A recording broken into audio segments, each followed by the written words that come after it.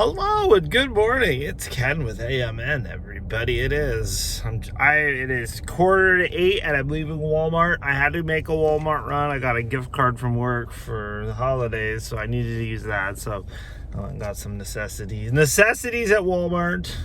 I don't like going to Walmart. Walmart is just Walmart. There's crazy people at Walmart.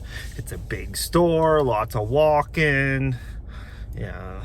It's not AMN friendly at all.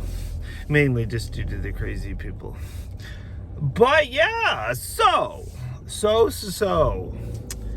Now, when I started making these videos years ago, I talked about how I was not going to sugarcoat things to make them seem better than they actually are. And, I think I've had a couple stumbles in my time where I kind of went back and I redid it and said, man, it's not all rainbows and butterflies.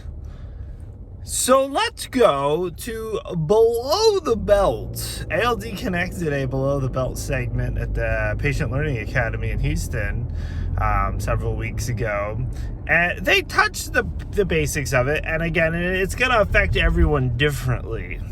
But you look in a textbook or your doctor, they'll say, as a man, they'll say Bladder Bell and Erectile Dysfunction, which is fun.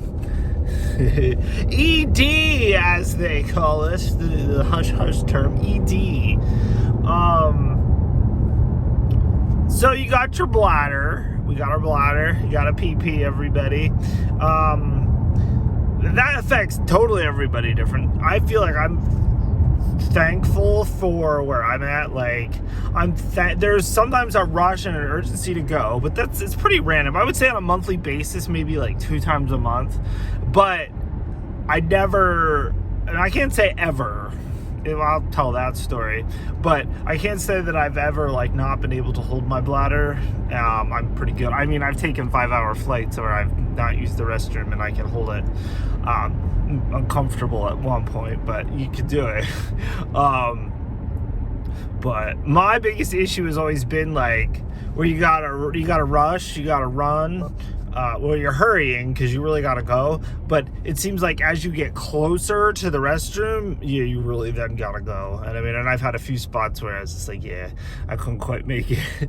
But that's far and few between, though. As far as sleeping, I'm pretty good with sleeping. I can sleep all night, most nights. As long as I use the restroom right before I decide to go to sleep, I'm good. I can be good till the morning, which I'm thankful for that. I think, I brought it up before, catheterization is the next step if it does become an issue. But I'm not there yet, so we're not going there yet. But the guys that have used it say it's a blessing. So it's I think you still need to do what you need to do to help your situation, and that definitely. And I'm ready to help myself when the time comes. But for right now, we're just gonna be thankful for what we got in the PP world.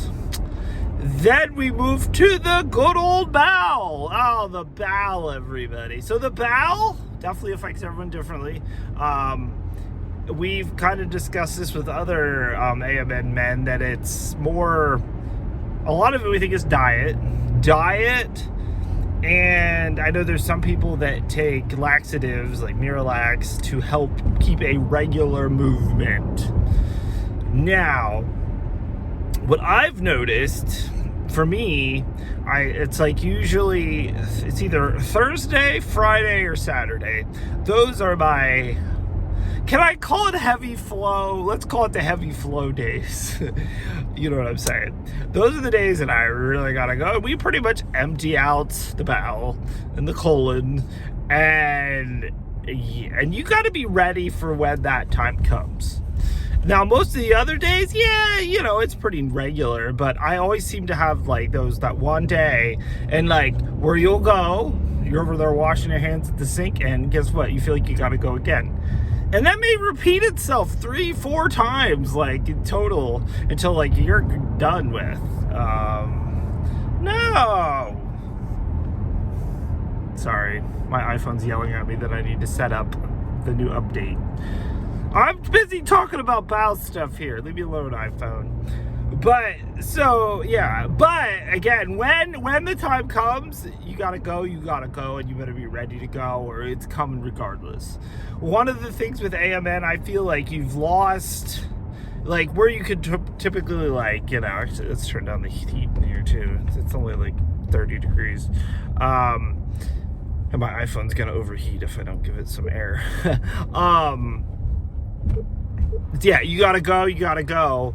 And you've lost that control of being able to control that function, and it's just, yeah.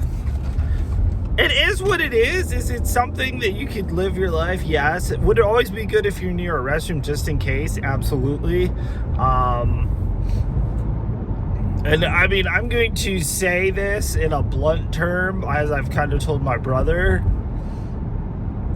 Shit happens, and if you would happen to shit yourself, you shit yourself. You hopefully are close, and you're home, hopefully, or somewhere where you can change, take a shower, and go. I went with my brother to, I forget we went to Hershey Park.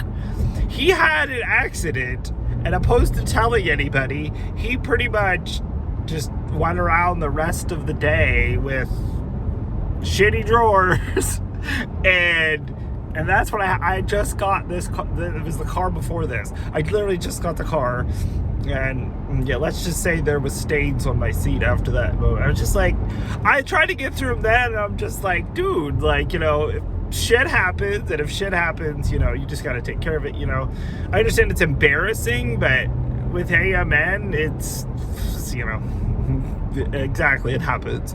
So, you know, but shit happens, you clean up, you take a shower, you move on with your life. That's all you can do. Yeah, there's no sense dwelling on it. It's shit. Who wants to dwell on shit? Nobody wants to dwell on shit. But yeah, but I would say, like, maybe for me, maybe that's like a once a month thing where it's gotta go. It's not all the time, thankfully. And it's thankfully it's never happened to me when I was at work, but I mean, for the most part, you gotta go. Depending on the situation, you can make it to the restroom. Again, this is me. It affects everyone differently, and I think that's what they're still trying to figure out. And that's what it's like. In some of the studies that I've been on, they ask you a lot of these questions, and it's good to study because, again, they just give you like a blunt bladder bell, erectile dysfunction. Good luck. And so there's not much. Just hoping they are doing some studying and research on potentially how to help those things as well. So then the last one, everybody, the one that nobody ever really wants to talk about, but I mean, it's talked about in the AMN men community, but erectile dysfunction, or ED. So, I mean, I was in my mid-30s. I wouldn't say at the beginning of my AMN journey, but that I finally understood and realized what ED is, and I'm gonna put it out there as well. I think there's some misunderstanding. You know, we talk about there's fire in the legs, and I can't feel most of my bottom half. Yes, but at least for me, I can't speak for other men, but I would say my penis has been saved from tingling fire. It's not that. But what AMN does is it's the lack of sensation, and the nerves down there, it's taken away some of that. So, you know, as my brother says, you need the right amount of attention to get it going, basically. And it's kind of one of those other things, just like shitting yourself. It would be it's just something that you just live with, and obviously, if you have a partner or a significant other where that function would be a part of your relationship, that can cause some issues. I'm single, so I've always said, I'm like, I can still take care of myself. We'll just leave it to that. We're not going to go into we're not going to sugarcoat, but, you know, yeah, I can still get the job done, because I've been like questioned at doctor's appointments and stuff, and then I'm just like, I just say I'm good. I just say I'm good. I'm obviously not good, but I just say I'm good, because it's like, and like that one clinical trial that I bought, oh yeah, they go into, have you tried to penetrate someone in the past 2 weeks? And like they go into, and I'm just like, no. I'm like, as a person that goes through this, I try to think, I don't know. I mean, again, I could go so many it's not, I would not be penetrating, it would be like smushing. Like, it's so weird. It's so weird, but again, I don't think anyone talks about it, but hey, I'm gonna talk about it, because no sugarcoat. But then, so then you got your blue pills, you got your Cialis, you got your Viagra. I've never experimented with them. I know my brother has, but, and I was talking to other people, they're basically like, okay, you know, it's gonna do its job, but that lack of sensation and feeling, somebody put it as basically you are a human sex toy at that point. Because if you can't feel it as much, I mean, your significant other and your partner, you know, they may enjoy it, but will they though? If you're not enjoying it, like, you know, it's a shitty situation. It's a shitty situation all around. Below the belt is a shitty situation. We'll just put it like that. But again, I think everyone handles it different, and it affects everyone differently. So if you're a woman out there and you're looking to hook up with an AMN guy, just, you know, who knows, their situation might be just dandy, but it may not be as well. So you gotta consider that.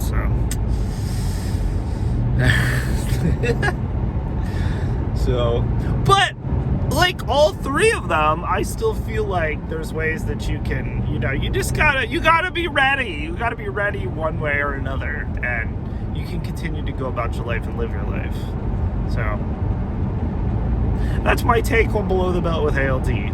But I will link it in the comments, or not the comments, the description, the video from ALD Connect, where they actually had their topic on it, and they talked about, you know, just the broad spectrum of, because obviously, you know, it affects women, like, because women have ALD as well, and they have a lot, I know that they seem to have a lot of symptoms when it comes to bladder and bowel, but obviously, I mean, we're not going to go down that route because I'm not a woman, so I can't comment, but we know there's no erectile dysfunction, but I think it affects women down there as well. So, but if anybody wants to talk about it, you let me know. We can have like a group chat, and we can just discuss sexual dysfunctions.